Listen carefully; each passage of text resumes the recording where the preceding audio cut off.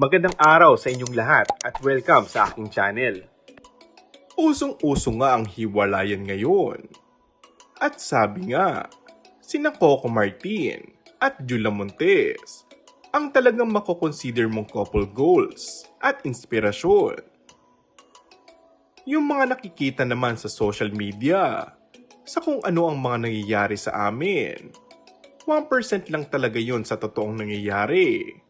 Hindi naman talaga namin na isi-share. Hindi naman kami perpektong couple, pero isa lang ang bagay na sinisigurado namin, na we always tried, sabi ni Coco.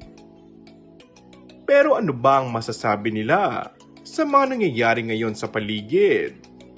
Na kahit ang mga matagal na magkarelasyon ay naghihiwalay pa din. Actually, parang wala ako sa posisyon para mag-comment sa mga ganyan.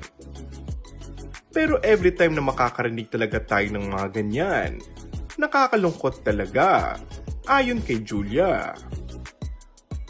Ang tanging magagawa lang natin kapag may mga ganyan tayong naririnig, lalo na kung kaibigan man natin sila, ipagdasal natin sila na maging maayos at makayanan ng mga pagsubok.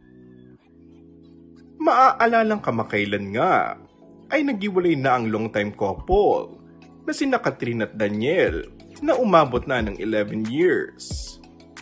Maging ang aktres at kapuso aktor na sina Kim Chiu at Sean Lim na 12 years tumagal ay kinumpirmang hiwalay na din.